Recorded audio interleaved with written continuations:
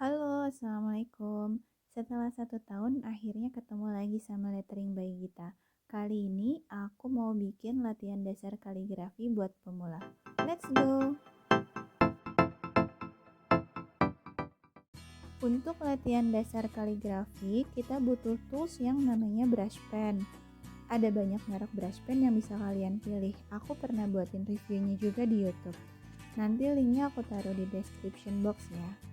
Brush pen ini adalah spidol berbasis air yang ujungnya lentur kayak gini. Selanjutnya yang kita butuh adalah kertas. Di sini aku pakai kertas binder bergaris biasa, soalnya kan kita cuma mau latihan dulu ya. Jadi bisa pakai kertas apa aja. Tapi sebenarnya kalau mau bikin gambar lettering itu lebih enak pakai kertas sketchbook atau pakai watercolor paper.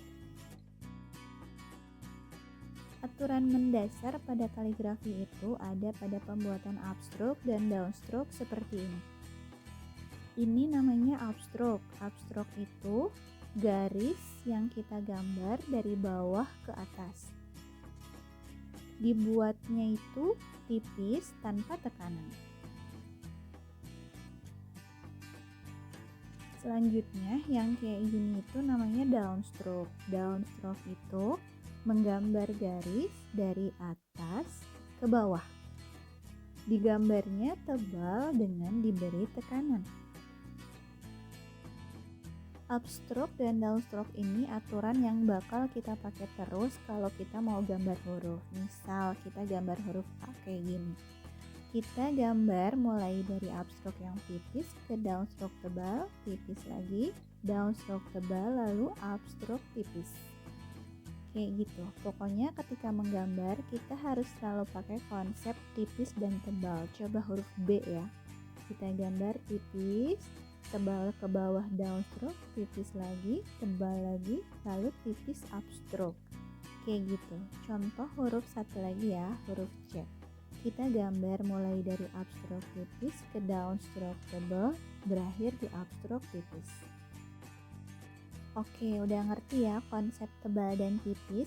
Sekarang ada latihannya nih supaya tangan kita terbiasa dengan tebal tipis saat menggambar nanti. Yang pertama, kita berlatih membuat upstroke sebanyak mungkin. Semakin banyak kamu bikin, semakin konsisten ketipisan upstroke kamu. Kamu jadi bisa ngira-ngira segimana kamu menekan brush pen buat bikin upstroke yang tipis. Sebenarnya nggak harus tipis banget, yang penting nanti terlihat beda antara upstroke yang tipis dengan downstroke yang tebal. Selanjutnya yang kedua, kita bikin downstroke. Lagi-lagi aku ingetin ya, kalian bikinnya atau latihannya itu sebanyak mungkin. Banyak itu minimal 1 halaman kertas binder. Nanti kalian jadi bisa lihat kekonsistenan gambar kalian. Yang ketiga, kita latihan membuat kombinasi antara up and down. Kalian bikin gabungan antara upstroke dan downstroke. Tujuannya adalah buat ngelatih tangan kalian terbiasa dengan perpindahan dari upstroke yang tipis ke downstroke yang tebal. Jangan lupa, lagi-lagi aku ingetin, kalian bikin latihannya yang banyak ya. Selanjutnya, yang keempat, kita latihan membuat overturn stroke. Overturn stroke ini kalian membuat gambar melengkung atau curve kayak gini. Antara satu sisi dengan sisi yang lainnya harus sejajar. Jangan membuat sisi yang berlawanan. Juga tidak membuat sudut yang lancip di antara perpindahan upstroke dan downstroke. Dan satu lagi, di akhir gambar kalian tidak membuat ekor kayak gini ya. Yang kelima, kita bikin latihan underturn stroke. Underturn stroke ini kebalikan dari overturn stroke tadi. Tapi sekarang kita buatnya mulai dari downstroke dulu, lalu melengkung ke upstroke. Aturannya sama, kita bikin sisi-sisinya sejajar. Jangan dibuat berlawanan seperti sisi kayak gini. atau juga tidak membuat sudut lancip di antara perpindahan stroke. Juga tidak membuat ekor di akhir gambar.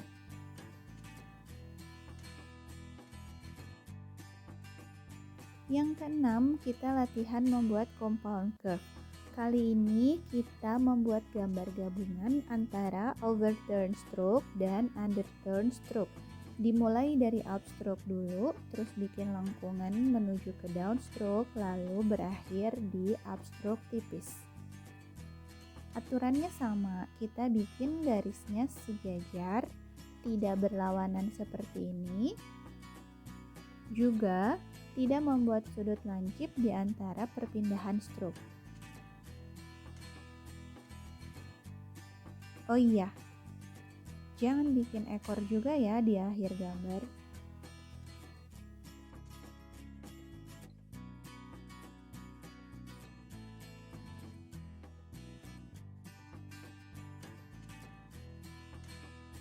Yang ketujuh, kita latihan membuat oval.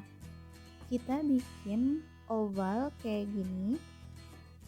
Dimulai dari sisi yang sebelah sini ke arah atas upstroke, dilanjut menyambung downstroke. Kalau kita bikinnya dimulai dari atas dulu, nanti ada gap antara sambungannya kayak gini. Jadi kalian bikinnya dari sisi yang tengah-tengah ya. Jangan lupa bikinnya tidak terputus dan tidak membuat sudut lancip.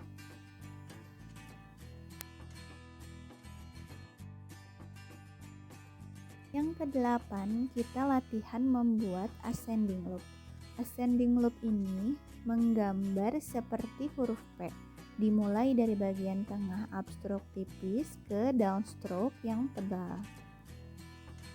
Tidak terbalik ya, tidak dimulai dari bawah upstroke lalu ke downstroke tebal. Juga tidak menyisakan garis seperti ini.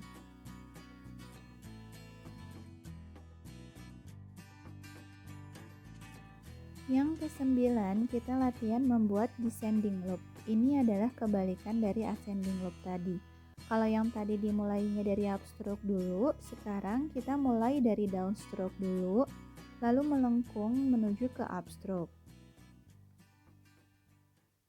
Oke, selesai. Itu semua panduan latihan buat memulai kaligrafi atau lettering. Lumayan banyak sih, tapi aku jamin kalau kalian banyak berlatih dan sering latihannya, lama-lama tangan kalian bakal lentur pas ngegambar nanti. Selamat berlatih ya. Kalian boleh tag hasil latihan kalian ke Instagram aku @jasmigita. Jangan lupa like, comment, dan subscribe YouTube channel aku ya.